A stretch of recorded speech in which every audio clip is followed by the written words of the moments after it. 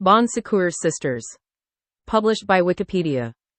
The Congregation of the Sisters of Bon Secour is an international Roman Catholic women's religious congregation for nursing, whose declared mission is to care for those who are sick and dying. It was founded by Josephine Potel in 1824, in Paris, France. While the congregation's stated object is to care for patients from all socioeconomic groups, in some territories they only operate for-profit private hospitals. Reflecting their name, the congregation's motto is, "Good help to those in need." Initially active in France, the sisters tended the wounded during the Revolution of 1848 and the 1870 Franco-Prussian War, and the sick during the 1893 cholera epidemic in Boulogne-sur-Mer.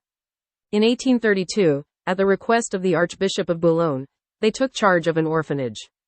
Their work expanded to both other countries and other areas of service. The congregation expanded to Ireland, England, the United States, Scotland, Chad, Peru, and Tanzania. A separate system was formed in 1993 to coordinate the healthcare facilities managed by the sisters in Ireland. In 2019, Bon Secours Health System of Dublin merged with Bon Secours Mercy Health of Cincinnati, Ohio. Together, the health systems have 60,000 employees serving more than 10.5 million people through nearly 50 hospitals, more than 50 home health agencies and senior health and housing facilities. While the congregation's historic mother house remains in Paris, its international headquarters is in Marriottsville, Maryland, United States. In 2014, it was reported that the bodies of up to 796 children under the care of the congregation had been buried in a structure built within a decommissioned sewage tank at the Tuam Children's Home, which the Sisters of Bon Secour ran in Tuam, Ireland. Excavations in 2017 found an underground structure divided into 20 chambers, containing the remains of children up to 3 years old. Examination of the remains found that they dated from the late 1930s through to the 1950s. Data from the National Archives of Ireland. History. The founder.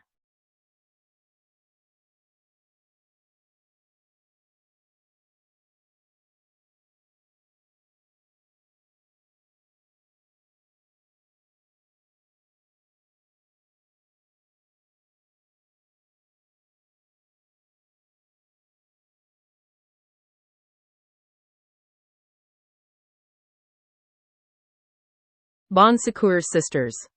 Published by Wikipedia.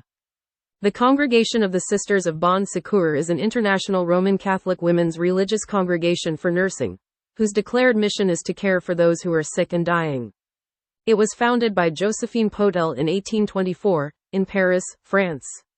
While the congregation's stated object is to care for patients from all socioeconomic groups, in some territories they only operate for-profit private hospitals. Reflecting their name, the congregation's motto is, "Good help to those in need." Initially active in France, the sisters tended the wounded during the Revolution of 1848 and the 1870 Franco-Prussian War, and the sick during the 1893 cholera epidemic in Boulogne-sur-Mer. In 1832, at the request of the Archbishop of Boulogne, they took charge of an orphanage. Their work expanded to both other countries and other areas of service. The congregation expanded to Ireland, England, the United States, Scotland, Chad, Peru, and Tanzania. A separate system was formed in 1993 to coordinate the healthcare facilities managed by the sisters in Ireland. In 2019, Bon Secours Health System of Dublin merged with Bon Secours Mercy Health of Cincinnati, Ohio. Together, the health systems have 60,000 employees serving more than 10.5 million people through nearly 50 hospitals, more than 50 home health agencies and senior health and housing facilities. While the congregation's historic mother house remains in Paris, its international headquarters is in Marriottsville, Maryland, United States. In 2014, it was reported that the bodies of up to 796 children under the care of the congregation had been buried in a structure built within a decommissioned sewage tank at the Tuam Children's Home, which the Sisters of Bon Secour ran in Tuam, Ireland. Excavations in 2017 found an underground structure divided into 20 chambers, containing the remains of children up to 3 years old. Examination of the remains found that they dated from the late 1930s through to the 1950s. Data from the National Archives of Ireland from 1947 showed that the death rate of children in Bon Secour during the preceding 12 months was almost twice that of some other mother and baby homes. A full forensic investigation commenced in July 2025. History. The founder. The congregation's founder, Josephine Potel, was born on March 14, 1799, in the small rural village of Bécourdel in northern France. At the age of 22, she traveled to Paris and was moved to pity by the suffering she observed. At that time, France had been shaken by centuries of political, social, and religious upheaval, including, most recently, the French Revolution. The violence of the revolution, particularly the Reign of Terror, had taken many lives and destroyed the fabric of French society. With poverty rampant among France's lower class, healthcare for the poor was scarce and low quality. When people fell ill or were injured, they avoided the hospitals, which were seen as death traps and often had filthy, prison-like conditions. Care, if available at all, was usually provided by a family member with little or no experience caring for the sick. With overcrowding and a lack of sanitation, diseases spread quickly through city streets, afflicting rich and poor alike. Potel and 11 other women formed the group that would become the Sisters of Bon Secours. They chose Potel, who had taken the religious name, Sister Marie Joseph, as their leader for her dedication to the seemingly endless work, and her ability to encourage and guide others. Contemporary norms held that nuns were supposed to either remain in the convent or at least return by nightfall if they ventured out into the world.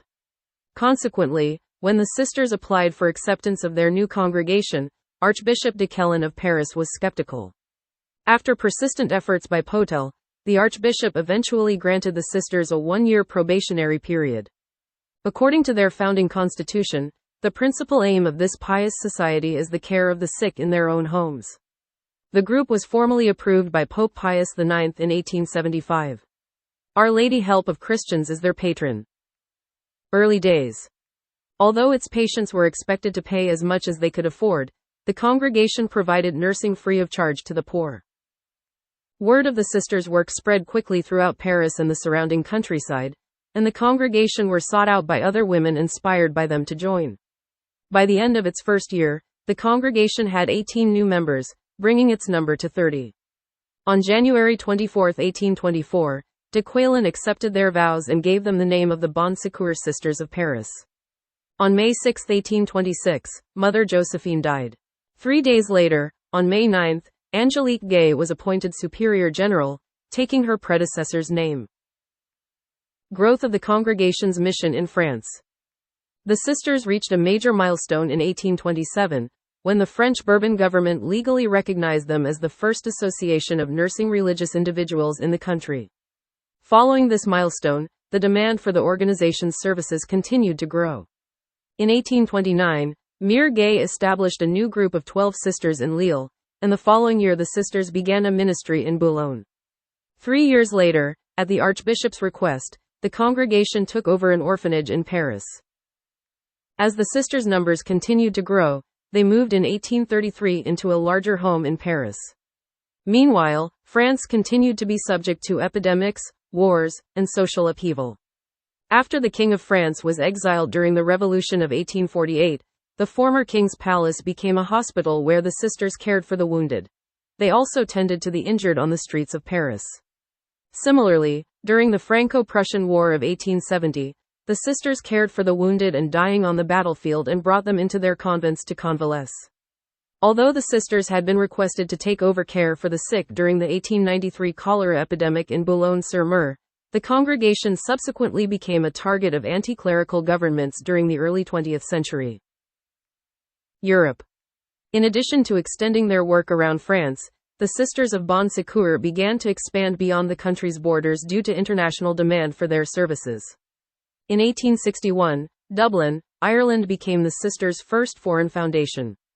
From their original convent on Granville Street, they provided visiting nurse services. 9 years later, the congregation was invited to establish themselves in London. The sisters expanded to Scotland in 1948, opening a home nursing service, and also opening a home for the elderly in Glasgow. The independent Bon Secours health system, one of the largest hospital groups in Ireland, developed from the initial Bon Secours hospitals. It later merged with Bon Secours Mercy Health of Cincinnati, Ohio. In 2015, The for-profit Bon Secours health system had about 2,700 staff who worked with 350 medical consultants and saw more than 200,000 patients, making €2.5 million in profit after paying €3 million to the order in rent. North America. The Sisters of Bon Secours' arrival in America came about when an American couple, the Wedbys, were on their wedding trip in Paris and the bride fell ill. An English-speaking Bon Secours sister nursed her back to health, and the couple was impressed with the care she provided. Upon returning to the States, the couple spoke to some prominent area physicians, who contacted Archbishop Gibbons of Baltimore to request that the sisters be asked to practice their ministry in the United States. Approving of the request, while on his way to Rome to become a cardinal, Archbishop Gibbons stopped in Paris to ask the sisters if they would be willing to provide their home care services in Baltimore.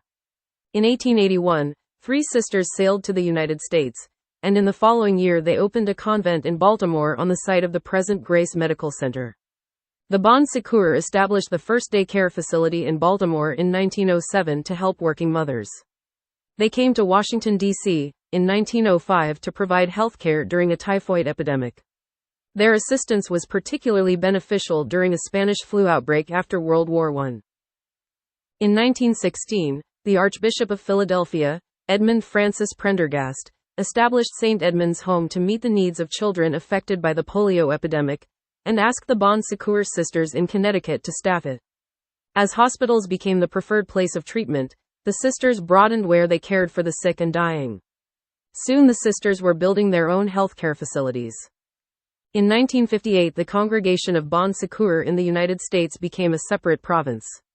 As the 20th century progressed, the sisters responded to people's changing needs, opening convalescent homes, running clinics and mobile healthcare vans, caring for the sick in rural areas and those struggling with addictions in inner cities.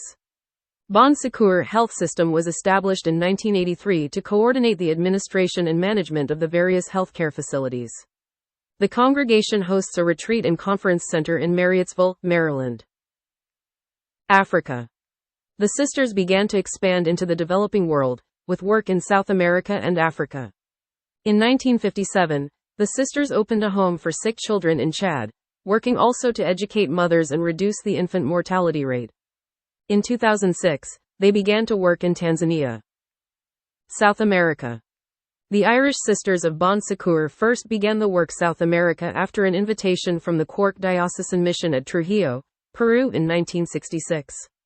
The invitation brought 4 sisters from Ireland who opened a mission in the coastal city. In 2017, the Bishop of Cork and Ross worked with the sisters to provide relief for a shantytown on the Peruvian coastline. In total, about 40 Bon Secours sisters responded to provide emergency assistance over the course of the 2017 floods in Peru. Present day. The Congregation of Bon Secours is headquartered in Marriottsville, Maryland. As of 2020, the congregation works in France, Peru, the United Kingdom, and the United States, and Ireland. Within the U.S., the order operates in Florida, Maryland, Michigan, Pennsylvania, South Carolina, and Virginia. They work in the areas of healthcare, housing, and education. In 2019, it was announced that LifeBridge Health was to acquire Bon Secours Baltimore Hospital.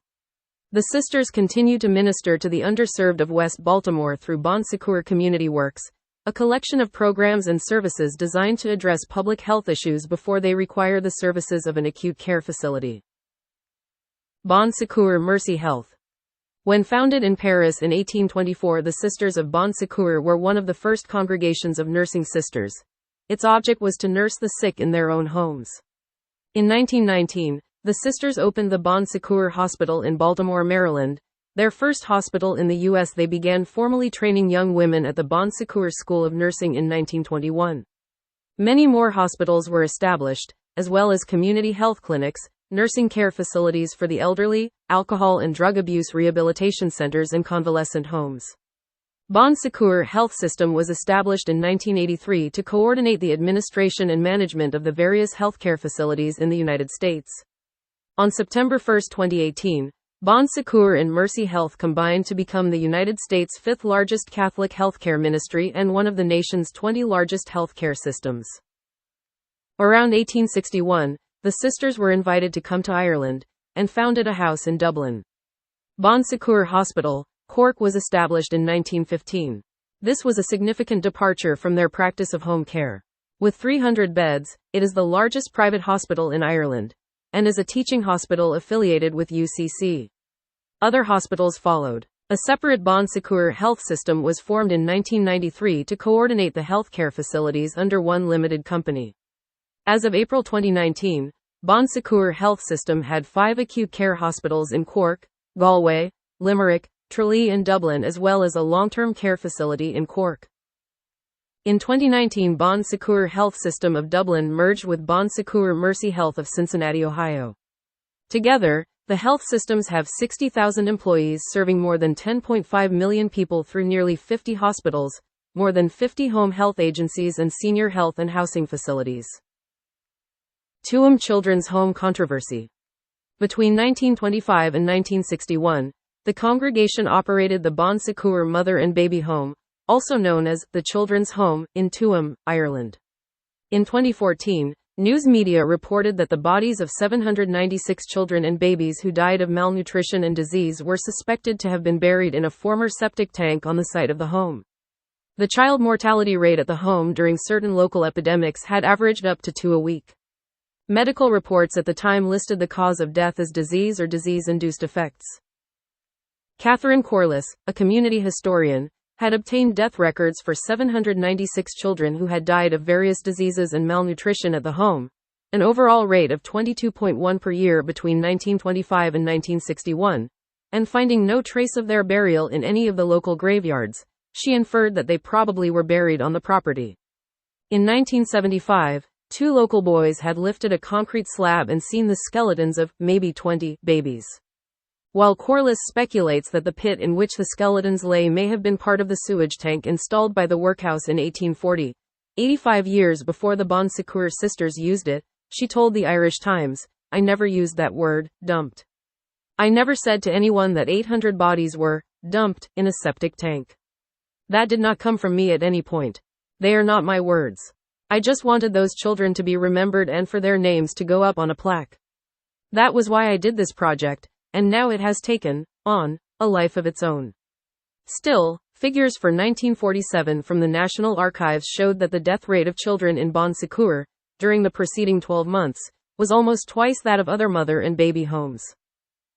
The death records obtained by Corliss had established the identities of those who died in the home.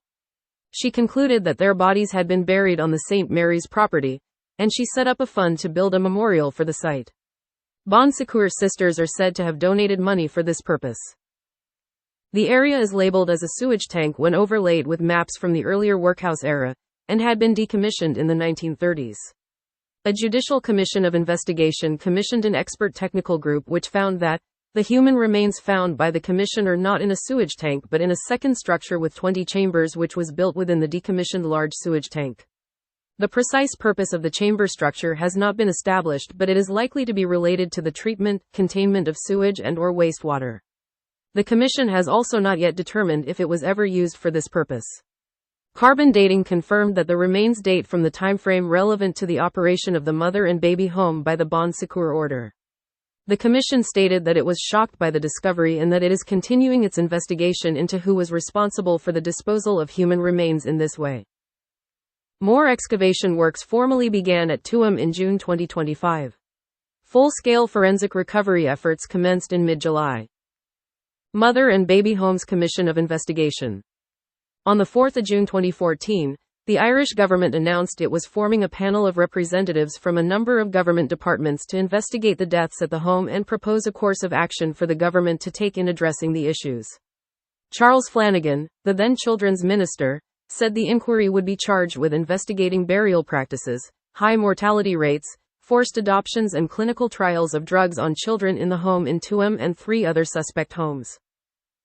On 3 June 2015, the Irish Examiner published a special report which stated that the Irish Health Services Executive had voiced concerns in 2012 that up to 1,000 children may have been trafficked from the home, and recommending that the then Health Minister be informed so that a fully fledged, fully resourced forensic investigation and state inquiry could be launched. The issue had arisen within the HSE when a principal social worker responsible for adoption discovered a large archive of photographs, documentation and correspondence relating to children sent for adoption to the USA, and documentation in relation to discharges and admissions to psychiatric institutions in the Western area. The HSE noted that there were letters from the home to parents asking for money for the upkeep of their children and notes that the duration of stay for children may have been prolonged by the order for financial reasons. It also uncovered letters to parents asking for money for the upkeep of some children who had already been discharged or had died. The social worker had compiled a list of up to 1,000 names. HSE reports mentioned the possibility that children had been trafficked for adoption, with one speculating that it was possible that death certificates were falsified so children could be brokered for adoption. On 3 March 2017, the Mother and Baby Homes Commission of Investigation announced that human remains had been found during a test excavation carried out between November 2016 and February 2017 at the site. Tests conducted on some of the remains indicated they had been aged between 35 fetal weeks and 2 to 3 years. The announcement confirmed that the deceased died during the period of time that the property was used by the Tuam Children's Home, not from an earlier period, with most of the bodies dated to the 1950s. The remains were found in an underground structure divided into 20 chambers, later determined to be a sewage tank. The commission stated that it was continuing its investigation into who was responsible for the disposal of human remains in this way, that it has also asked the relevant state authorities to take responsibility for the appropriate treatment of the remains, and that it has notified the coroner. Minister for Children, Catherine Zappone, said that the coroner's results would determine the direction of the investigation and that the commission will determine if other sites need to be excavated, including another part of the Tuam site. The Taoiseach, Enda Kenny, described the find as truly appalling, saying, the babies of single mothers involved had been treated like some kind of subspecies. Speaking on the find in Dáil Éireann, in response to requests to widen the terms of reference of the commission, he described the Mother and Baby Home as a chamber of horrors. In the same debate, AAPBPTD Brid Smith called for the Bon Secours Order of Nuns to be disbanded. She said, its hospital empire, the biggest private hospital group in the Irish state, was built on the bones of the dead Tuam babies. Smith said, everyone was not responsible for what happened in Tuam. It was paid for by the state, which knew exactly what was going on, and there were headage payments of up to $3,000 for each child sent to the United States. The Roman Catholic Archbishop of Tuam, Michael Neary, said that he was horrified by the confirmation that significant quantities of human remains were buried on the site. He said he had been greatly shocked to learn of the scale of the practice during the time in which the Bon Secours ran the Mother and Baby Home in Tuam. The Irish Roman Catholic Bishops' Conference apologized for the hurt caused by its part in the system, which they said also involved adoptions. They said that the appalling story of life, death and adoptions related to the Mother and Baby Homes has shocked everyone in Ireland and beyond. The President of Ireland, Michael D. Higgins, said, there are dark shadows that hang over our meeting, shadows that require us all to summon up yet again a light that might dispel the darkness to which so many women and their children were condemned, and the questions left unanswered as we moved on. President Higgins described Catherine Corliss's work as another necessary step in blowing open the locked doors of a hidden Ireland. Following the publication of the Commission's final report on 12 January 2021, the Bon Secours Sisters released an apology. It states, the Commission's report presents a history of our country in which many women and children were rejected, silenced and excluded, in which they were subjected to hardship, and in which their inherent human dignity was disrespected, in life and in death. Our sisters of Bon Secours were part of this sorrowful history. Our sisters ran St. Mary's Mother and Baby Home in Tuam from 1925 to 1961. We did not live up to our Christianity when running the home. We failed to respect the inherent dignity of the women and children who came to the home. We failed to offer them the compassion that they so badly needed. We were part of the system in which they suffered hardship, loneliness and terrible hurt. We acknowledge in particular that infants and children who died at the home were buried in a disrespectful and unacceptable way. For all that, we are deeply sorry.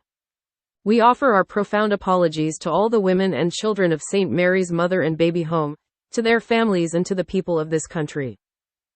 Healing is not possible until what happened is acknowledged.